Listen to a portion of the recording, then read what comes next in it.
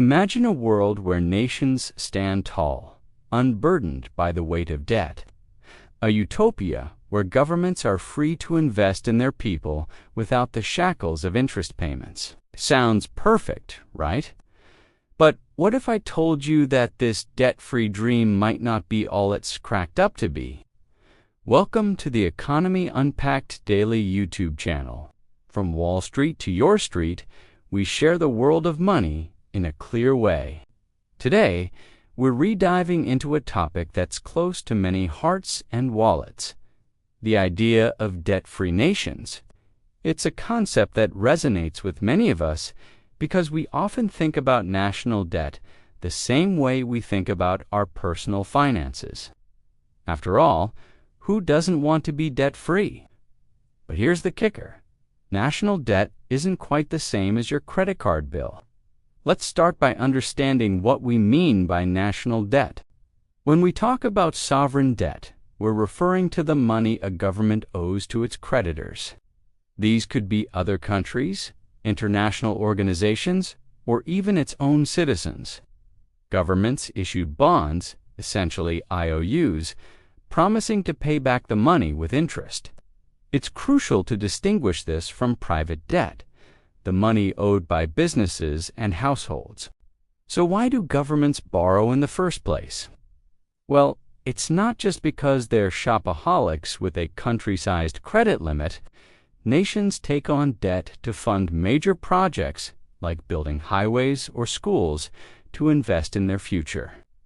They might borrow to stimulate the economy during tough times, or to respond to emergencies like natural disasters or, say, a global pandemic. Now, the idea of a debt-free nation isn't new. Throughout history, there's been a fascination with countries that manage to keep their books perfectly balanced. It's seen as a symbol of strength, independence, and fiscal responsibility. Many people equate being debt-free with stability and security, and this perception often shapes political narratives and public opinion. But are there actually any debt-free nations out there? Well, it's rare, but not unheard of.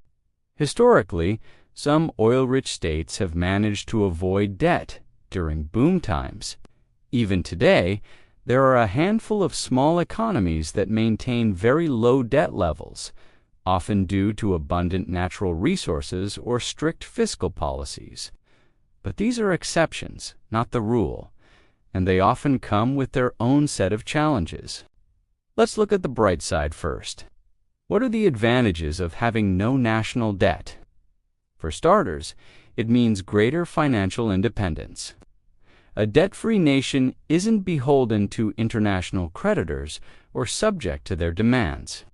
It has more flexibility in policymaking, able to allocate funds freely without worrying about interest payments. This could mean more money for education, healthcare, and social programs. Plus, a debt-free status can boost a country's currency, credibility, and attract investors. Sounds great, doesn't it? But here's where it gets interesting.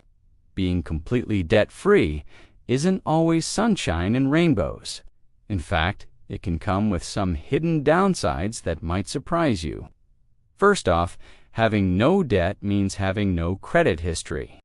Just like how it's hard to get a loan if you've never borrowed before, nations without a borrowing track record might struggle to access credit when they really need it. This lack of borrowing power can be a serious handicap in times of crisis. Moreover, a strict no-debt policy might mean missing out on strategic investment opportunities. Major infrastructure projects or technological advancements often require significant upfront capital that could be wisely borrowed and repaid over time as the investment bears fruit. For countries that achieve debt-free status through natural resource wealth, there's another risk: over-reliance on commodity prices. If the market for oil, minerals, or whatever resource they depend on suddenly crashes, they could find themselves in a precarious position without the tools to borrow and stabilize their economy. Perhaps most critically, a debt-free nation might find itself dangerously inflexible during crises. Whether it's a recession, a natural disaster, or even a war, the ability to quickly access funds through borrowing can be crucial for survival and recovery. So, if debt isn't always bad, when can it be useful? Well, borrowing to invest in infrastructure, education, and healthcare can pay dividends in the long run by growing a nation's future wealth and productivity. During economic downturns, government borrowing can stimulate growth and prevent a deeper recession.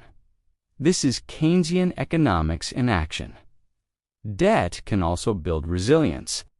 The ability to borrow in emergencies allows nations to fund recovery efforts after disasters without having to slash essential services or raise taxes at the worst possible time. Need some real-world examples? Look at economic powerhouses like the United States and Japan. Both carry significant national debts, yet they maintain strong, innovative economies. It's not the mere existence of debt that matters, but how it's managed and invested. Now, let's zoom out and consider the global picture. In today's interconnected world, can a zero-debt policy really work? The global economy runs on a complex web of trade and credit markets. A country that refuses to participate in this system might find itself isolated and less competitive on the world stage. There's also a risk of falling into isolationist strategies. By avoiding debt at all costs, a nation might miss out on international partnerships, trade agreements, and the benefits of global economic integration. The key, as with many things in life, is balance. The goal shouldn't be to eliminate debt entirely, but to manage it responsibly. It's about finding the sweet spot between borrowing for strategic growth and maintaining fiscal sustainability. As we wrap up, let's reflect on what we've learned. The idea of debt-free nations sounds appealing on the surface, but the reality is far more nuanced. Debt, when used wisely, can be a powerful tool for growth, development, and resilience. The true ideal isn't a nation without any debt, but one that uses debt strategically and responsibly to build a better future for its citizens. So, what do you think? Has this changed your perspective on national debt? We'd love to hear your thoughts in the comments below. And if you found this deep dive into economic concepts helpful, do you and T forget to hit that subscribe button for more content that unpacks the complex world of money and makes it accessible to all. Until next time, keep questioning, keep learning, and keep your economy unpacked.